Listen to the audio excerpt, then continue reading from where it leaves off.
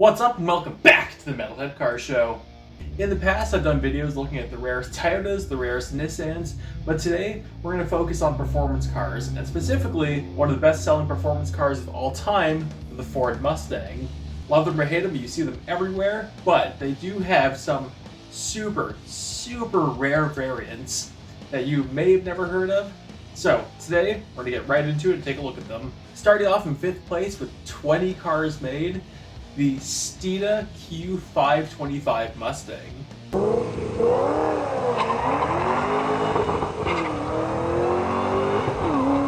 So Steeda is a tuning company that comes out of Florida that heavily focuses on Mustangs. I believe you can buy stuff for Focuses, Fusions, F-150s, but Mustangs are their jam. So the Q525 was made for the S197 platform back in 2005, but its thing was to show the ultimate Steeda Mustang. So this thing was heavily track focused. It was made to do everything very well. It had a pile of work done to it, but also it made 525 horsepower from a supercharged 5.4 liter 3-valve V8. And that 525 horsepower actually makes it one of the most powerful 4.6 liter Mustangs ever made. I've always found this car really cool. I discovered it through my dad, who was buying parts for his Mustang through Steeda. So we had the Steeda magazines kicking around, and there were some articles on this car. And I fell in love with it then, but I've pretty much never heard anyone talk about this Mustang ever, as if it doesn't even exist. And despite it has the highest production of any car on this list, it's kind of the most obscure or rarest, just due to nobody talks about it. Super cool car nonetheless. In 4th place and 10 cars made, the 1967 Shelby GT500 Super Snake. Dave from the future here. I just want to say one thing about the Shelby Super Snake. I'm finding really contradictory numbers towards how many actually exist. When I first started doing the video, I read 10. I've seen some people say 1. I've seen some people say 220. So if I got the number wrong, that's not 10, I apologize, that's what I found, but I'm finding a lot of numbers that don't add up. Anyway, wanted to say that. Enjoy the video. So I think the Super Snake name really kind of got its popularity in 2008 when Shelby was making GT500s with up to 800 horsepower with the Kenny Bell superchargers and massive hood scoops and whatnot. But this Super Snake started back in 1967. One of the big features of the Super Snake was its engine. It had a Ford GT40 spec 427. And I've heard some people say Shelby actually tuned the engine to be making upwards of 650 naturally aspirated horsepower. It would have been one of the most powerful Mustangs you could possibly buy at the time, and these things are going for over $2 million at this point. So, super cool car. 3rd place with 9 cars made, the Shelby Europa cars.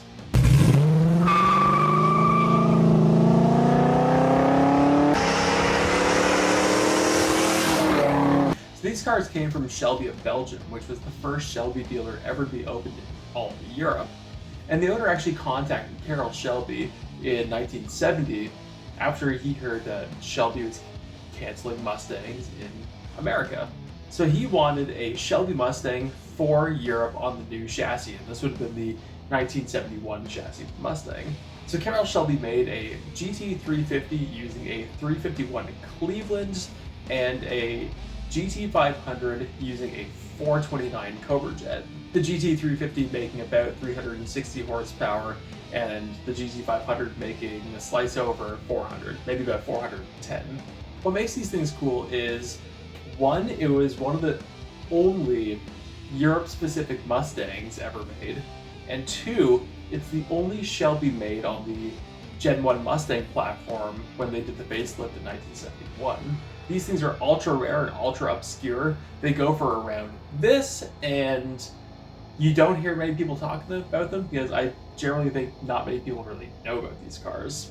In 2nd place, the 1967 Ford Mustang Stallion.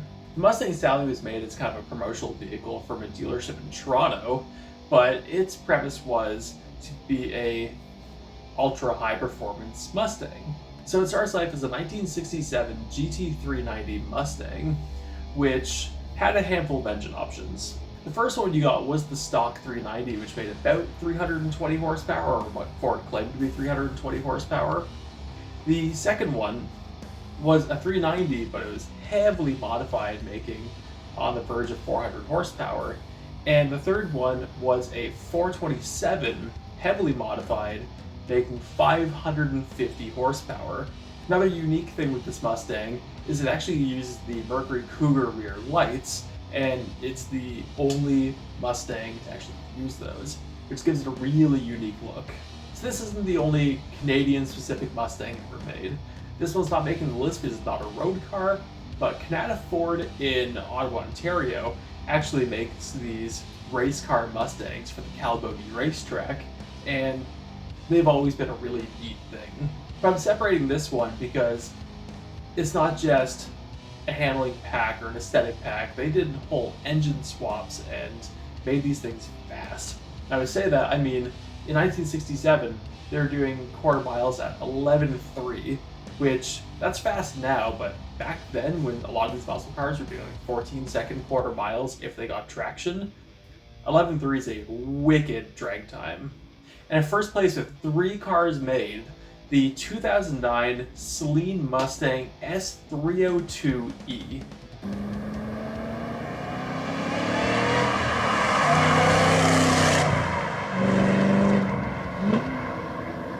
So Saleen made this car back in 2008 to be an absolute monster and be the best Mustang ever made.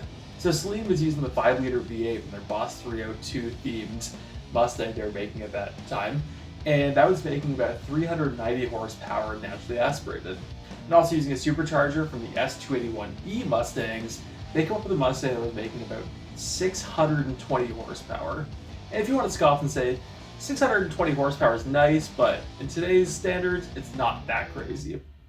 Well, we're not looking at today's standards. This was 2009. The standard Mustang was making about 300 horsepower, and Saleen brings out a Mustang, which is making as much power as a McLaren F1 or a Mercedes SLR McLaren.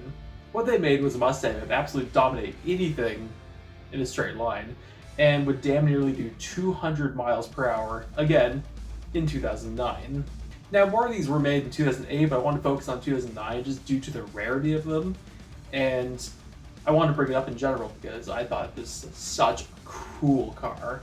And I think this thing kind of got forgotten in time, because as the 5-liter Mustangs started to come back out, people started supercharging them. People were getting a lot of power out of them really quickly, and even Ford brought out the 2013 GT500, which is making more power just a couple years later with a Ford warranty on it. So I think these things kind of just got left in the dust and forgotten about, but nonetheless, they're a super cool car.